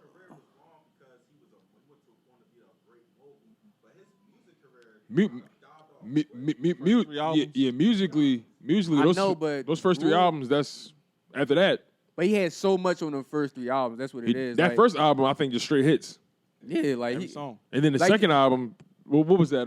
Massacre. Massacre. And then the third one was before I self-destruct, right? No, No, that was Curtis. That was Curtis. That's the joint he went against He went Kanye. with Kanye. Right. Kanye blew that out the water. Man, that was it wasn't as bad as we thought it was. Like he ain't blow him out the water, but it was definitely. Couple 100,000. Yeah. Oh, well, the album, yeah. I was just talking about sales in period. Yeah, the album, yeah. Yeah. But no, 'cause like, that was but- graduation he competed with, right? Yeah. yo. And that was probably I'm tired of using you can argue that's probably technology. Kanye's best album. So it's like, you know what I'm saying, like Yeah, the AO technology. Yeah, I was about to say. that was terrible. But Not you can AO play. technology. I Get Money. That was a smash. That was the streets for you. Yo, that had the streets on lock. That beat. I run New But York. we talking about 50 like worst album, bro. Like, and we still like, bro. You got like at least 7 off of Get Rich or Die Trying. You got at least 5 off of the Massacre. Which one had You got it. I mean, Which one had Have a for Baby Mercy? by Me, Baby? Which album had that on it? I don't know. That's Have a some baby by bullshit. me, baby. With him and Neo. That's no, that was Curtis. I think That wasn't Curtis, bro. Well, I You feel like sure? that was the same time where I Get Money came out. Self-destruct. That might have been. Oh, that might have was. Hold before on, I I'm saw the curious. What's the joint with Chris Brown? I'm the man. I'm the man. And that's what I'm saying, That's like, not even what- on no album. That's just a single he dropped. That's shit. No, that was on the mixtape. the Canaan tape. No, that was a Canaan mixtape. Yeah, that was a Canaan tape. mixtape with that Chris Brown joke. And that joke was a smash. I remember that joke. Oh, that joint was on Before I Self-Destruct. Told you. Yeah. Yo, Yeah, Yeah. Space Messed Up. Yeah, real hip hop historian. Yeah, right. he had a joint Hustler's Ambition when he had the like half face, half lion joint. He had some. Oh shit yeah, like that. yeah. He had like. He I had actually even- like that But project. 50 got. He had a But joint 50 Prodigy even got on there, like crazy. current. Like you can even go ahead and say the Power theme song is a. You know what I'm saying? That's a Is a hit. W in Both. the verses. Don't ever let Trey Songz touch it again. That joint hot. I got that joint on Great my phone. Joan, like great Joan. I feel like the only intro that probably messed with that intro, either Power intros is the Godfather of Harlem intro, like out of the like. Oh, you ain't never The heard intro? With, Open up my X and- window. X That's and it. Ross? X and Ross. Wow. I heard that joint was a good show. The Wow, Godfather you Harlem know with what? No, that's a good joint, with bro. Forrest, right? Yeah, I ain't yeah, ever. yeah, I ain't. too, bro. Yo, you stay talking about that joint on the socials, like you That's like my shit, that's bro. your I shit. love shit like that, man. That's a good joint though. But yeah, but like Rule, like don't get me twisted, like, and I had this argument with my man Buddy all the time. Like Rule definitely got a lot of hits, and Rule definitely influenced. I don't care what 50 say, or you Rule definitely influenced your style. You wasn't singing and rapping before. No, he is. Fat Joe? yo. It's different. No. Ja Rule was the Fat Joe. Oh, I was yeah, actually I'm about about to to say say- he influenced the entire Drake movement, the whole singing and rapping and It just sounds different. That's It- all. I don't know, I feel like- it's a different packaging. I feel like that was more. it's kind of funny that they beefing. I feel like that was more Kanye that influenced that Drake, that whole Drake sound. I think Kanye influenced the Heartless. content. I think Kanye influenced like the vulnerability I feel like 808s in the like, sound, but 808s. 808s or Heartbreak really changed the dynamic of music where you had this. it rap changed and music sing. completely. Yeah, like you had to make a melody on your song and rap at the same time. amazing. So I will always like. Don't get me wrong, Rule was definitely a trailblazer in that, but I definitely would say like Drake Street got Lights. that from more Kanye than Rule. Coldest Winter, Paranoid. Pinocchio story. Man, I remember when he did his VH1 Storytellers, like the little like bro, that's the best VH1 story. It's like a mini concert, For sure. bro. That situation, the instrumentation, bro. He had that band that he had, they was on point. Like Kanye West is a genius, bro. Really? I think it was Graduation for me. Yeah, he became. You know what? You're right. For me too, he officially became one of my favorite artists around that borderline between Graduation and like, you know what I'm saying? Like in that era he became one of my favorite rappers in between that Graduation 808s era. Like then when my BigBroTone Fantasy dropped, I'm like, yo. Man, that's when we was graduating 12th Yeah, grade. we was graduating 12th grade. I was going through like my first breakup when that joke came out too. I was dumping my beautiful dark twisted That's fantasy. banger. Hell of a life and shit. Gorgeous. Yeah, ain't what's gonna the hold you, joint so appalled? Yeah, that was a One hand in the air. You on Sci-Hi. What? That's what you was I think so. yeah. So I was on that joint. No, I'm saying he said that's what put him on him. Remember, that On was, to like, him. that was like 2010. Man. No, good for I think them Good Friday freestyle like Yeah, those like- joints put me on Saha. So that was around that time. Yeah. Yeah, that's true. I was listening to New Guy Flow the other day. I said, yo, what That's the different. was they on? Like, they snapped on that joint. Like, I don't know what they was on that day when they got in the studio, but they just went crazy. Ballistic. That's when. Man, go back to Pusha T. My name is my name. Ooh, that was a Huh? Yeah. that was a great. Pusha T, My Name's My Name, that That's mix- I think that Block was mixtape. on that joint. Yeah. That was my block. joint. Like, Yeah, huh? You know what I mean? that was probably the first Pusha T. What's I the joint really- here with Ross in there? Dang, I know what you're talking about too. Millions in the ceiling. Yeah. That was a bang. I gotta listen to that. I gotta put that shit on my Bro, playlist Pusha, for the week. bro, Ross and Pusha like two of my favorite rappers. Like, Man, I wish I sold dope, man. I mean, Remember you when have Drug Dealers Anonymous came out? for I sure. was yeah, in we a have a whole- barbershop. I was in a barbershop. That shit came on. I said, hey, yo. yo, even the joint with him and Cash out tough. Pusha and Cash out. You never heard that joint? What's the name of it? I probably did. Oh my goodness, I'm gonna tell you right now. That joint hard. Pusha, he had Cash in her bag. Yeah, Cash. Shout out to Cash Cash Doll, Doll. you know what I'm saying? You gotta remember Cash Doll from Detroit. She definitely Sociopath. going I heard that, I rap. heard that. Yeah. But I wasn't listening. Like, I didn't really know that much about her at that time. Neither did I. That made me follow on the gram and all that. For sure. You saw her on the gram, was like, yeah, I gotta get her a follow. I was like, she don't look better than my wife though. Here we go. That's how you supposed to. Shout out wifey. Yeah. For sure. Oh man, Got Jay my the boy boy, but the Got my poppin'. boy coming through. I was going. You good, bro? We had to bring you out one way or another. You already know, bro. For sure, Cause y'all was talking about probably one of my favorite times of hip hop. bro. But it's one of my favorite times. I love it. The My Dark Twisted Fantasy story. Like, I want to do like I've been telling him before. I want to start doing like projects and videos and certain things involving hip hop, and that's one of the first days I want to start with because the process. I don't know if y'all know the story. Like, you know, Ye went to Hawaii. Yep. to He do flew everybody out for that and joint. people were flying in and out, and it's kind of like one of those moments in history where it was perfect because it was right before like social media really started to pop with Instagram and stuff. So we ain't see everything. You kind of just heard about everything. So we ain't see pictures of like a bunch of like how we get now. We're there for the whole process these days. You know what I'm saying? They showing us. As a matter of fact, snaps that's that's out where he there. shot the amazing video with Jeezy in Right. Hawaii. And I'm just like, now we see everything through our phones when they record an album. But back then, like, you were just getting the Good Fridays that were coming out. Yup. Christian like, Dior flow. Christian Dior flow and all that great stuff that was coming out. If you was paying attention, at least I want to say at least close to half the album was already out before it dropped because he was giving them out on the. He gave us the power remix. Yeah, he gave us remixes. I got too. the power. He snapped in It that was joint. just like, yo, Blame that game. album, that moment was just crazy to me, and I remember just tracking it, like tracking everything that was going on with it until that album dropped. So it was just amazing. I got that vinyl. Like it's just a beautiful album, bro. Like especially because it was right after the Taylor Swift thing, and everybody was just like acting like he was done. Like it was. Yeah, that was the weirdest thing to me. That was crazy. Like they were acting like I'm like, do y'all still know this man's still a musical genius, right? Like we still about to give us one. Ain't nothing changed, bro. When he came out and did Runaway for the VMAs, like everything that happened around that time was just amazing. And I don't know if y'all noticed this, but nobody was wearing gold chains until Kanye came out in them VMA stage. The big ass. He had like a couple like gold chains on with the red suit. Everybody was wearing ice at that point. He brought that shit back. Was wearing diamond chains. He came out with the gold chains, and we've been rocking gold since he did that. Because gold was in the 80s. That was like the rappers in the 80s were wearing gold. When Kanye hit, I'm telling y'all, when he hit that I think stage you might be onto something because like platinum. Everybody started wearing gold. It was gold everywhere now after that, bro. Like that just shows how much of an influence he was. That album was, bro. Like Kanye changed the world after that album. We ain't even talking about how he was getting off on Hove on Watch the Throne. Watch the Throne is arguably like a top 25 hip hop album. Like that's really because there's so many hip hop albums that came out. Like Watch the Throne is really up there. He's like I know that whole album from front to back, like with my eyes closed. Like we ain't going to trip, but Kanye definitely. You went to the Throne tour? On Hove that whole joint. He got Kanye got over on Hove that whole album, bro. He got over on Hove. And Hove is the best rapper ever, bro. Yo, Ye was in his bag. What's the joint? No, I ain't gonna lie. Hove went off on Who Gonna Stop Me? Hove. We say.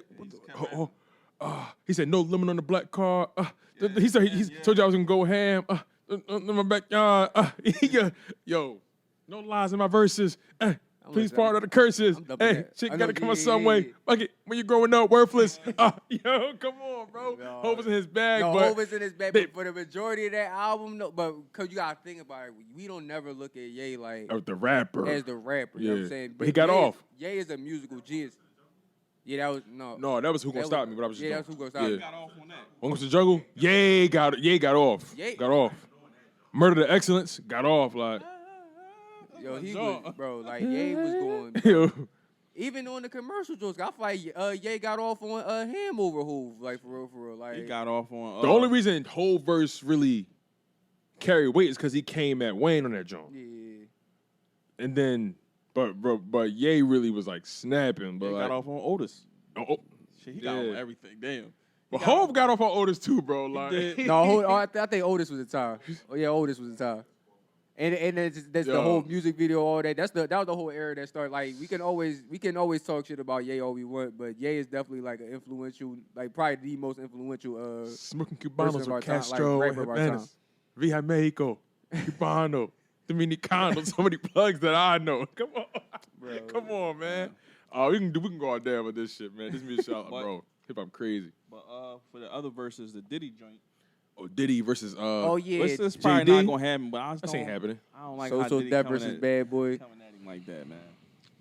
It's gonna be that's an interesting matchup because we was talking about this, right? Yeah. And we got to a point in conversation. We was like, all right, like Diddy got his stuff, but if JD get in the Mariah bag, that's gonna be an interesting turn. I ain't gonna hold you. We like before we had that conversation. I was talking about it with my homegirl on Twitter. I'm like, yo, like she's like, yeah, that whole So Def versus Bad Boy versus would be a good draw. And I'm like, and you know me, we from up north. You know what I'm saying? So like, dog, I'm looking at it like, come on, nobody messing with Bad Boy, bro. But I'm really thinking like, yo, JD really like he really started like his first couple bangers was with Crisscross, and that was like the early '90s, bro. Like. So JD been around just as long as Diddy. We just never saw the scope of how like relevant he was because we was up here the whole time. Yeah, I don't think people really know how much shit JD had his hands on. Sure, like I feel like it's real easy to just write JD off because maybe he don't have the same relevance as a Diddy right now. Right. But I feel like JD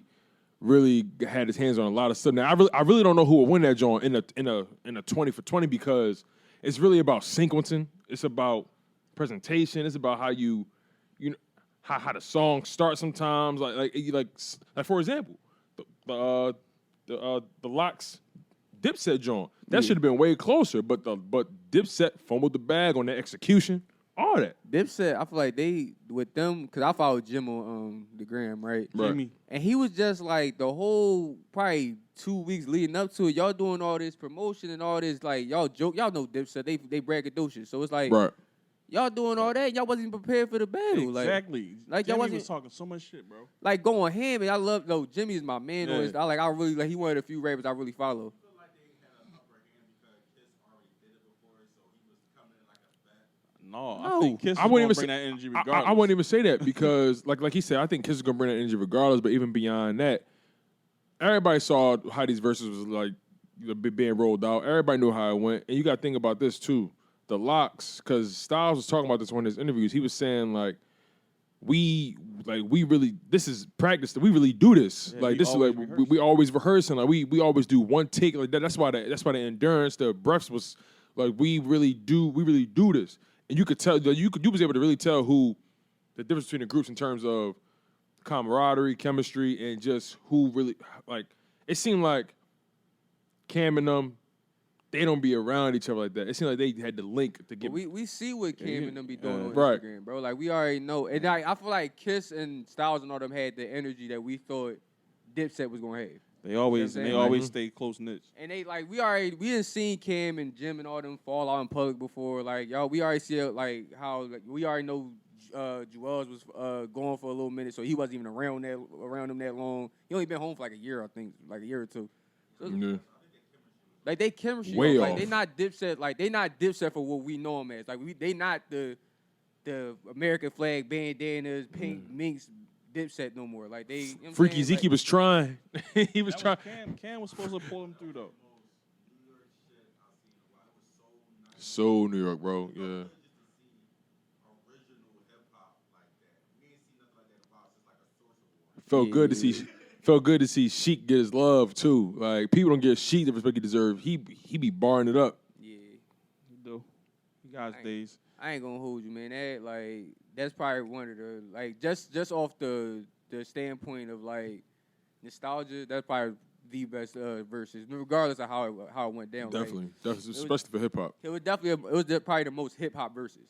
You know what I'm saying? Like it was more like it was like that gritty underground verses. Like we out there, and I feel like they keep trying to recreate that with like the rules and the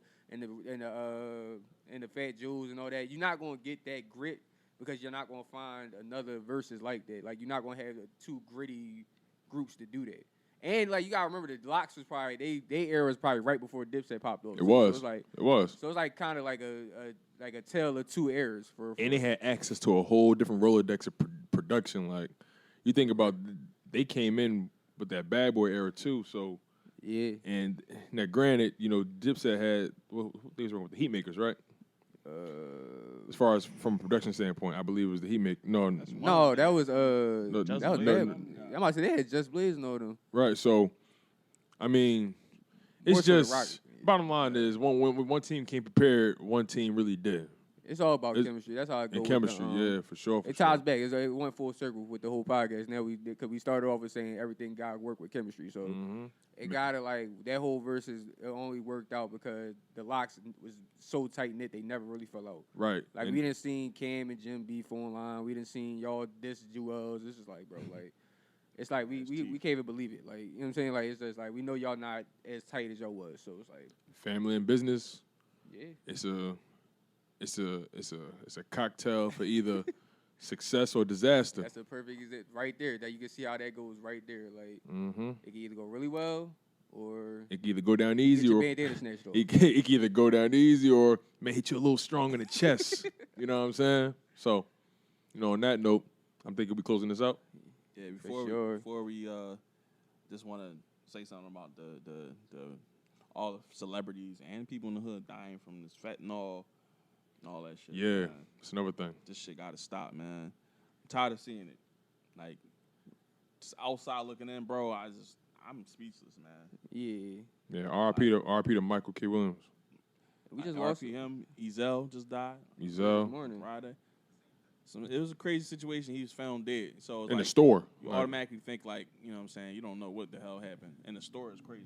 It goes to say, man, like leave these drugs alone, man. Like don't get me wrong, man. I like you if you got your vices and all that. Like I know me personally, I smoke, but like dog, like even if I start hearing some shit like yo, it's fentanyl and that, oh you gotta leave that shit alone, man. All these fake pills and all this cut lean and all that, y'all gotta leave that shit alone, man. All this medicinal shit. I The know it narcotic, sound like cool. I didn't see it, and I got people I've seen, bro, like pop pills, like 3-4 pills at a time, bro. It's just like, bro, you ain't like. I don't know what you going through in life, but y'all gotta leave that shit alone. That shit not even cool, even if it's not cut, bro. Y'all gotta leave that shit alone. That shit is dope. Man, Bro, I got homies that went through a Xan wave. Like it's just I seen niggas I know deteriorate. I had to really check. Like yo, my man, like you slipping out here, man. Your mom gonna be asking me questions like what happened? Like your mom call me all the time looking for you. Like it's just that can't be the wave. Have, like kidney failures and all that. Y'all be in the hospital and all that, still trying to pop 30s. Like it's not, bro. It ain't nothing that deep. I promise y'all. If you seek counseling, I'm heavy on the mental health thing. So like, if you feel like you're going through something, please seek help. Yeah. Talk to your homies first. I know as black men especially, it's like not. It's a little weird to like seek help or even be vulnerable. But like, bro, come on, man. Like it's 2021. Yeah. It's all good, bro. Just find yourself a person that you can confide in. These drugs ain't it. You see what it's doing to these celebrities. You don't even know. And these people got money. So you don't even know what type of shit y'all buying on a regular standpoint, bro. Like, y'all gotta leave that shit alone for real. The pain people be running from. I've seen people, make it from that shit, so it's doable, man. For sure. This guy really want it, you know what I'm saying? Yeah. It's like he said, me and Dub talked about this, just on a personal tip. I think on my podcast, we both seen people we love, get hit by their addiction. Addiction is something.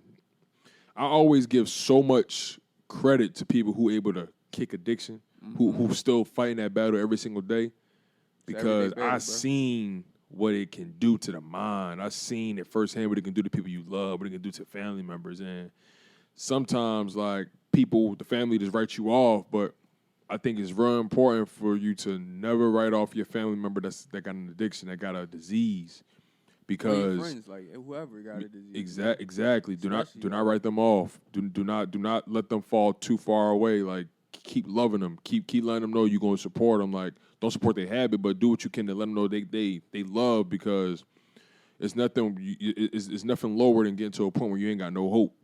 It's nothing worse than getting to a point where you feel like nobody love you. That's what make you go off the rails even more.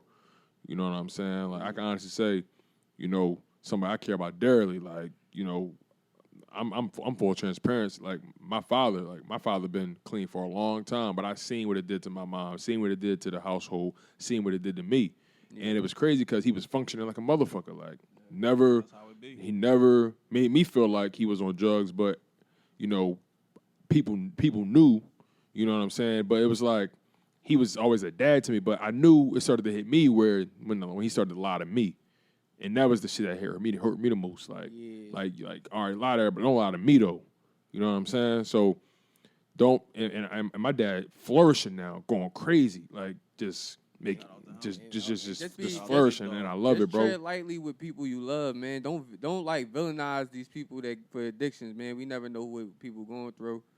You know what I'm saying? Just show love. Like, you never know how far love will take something. You see what I'm saying? Like, you always got to lead with love. Like, be stern, but always lead with love. So.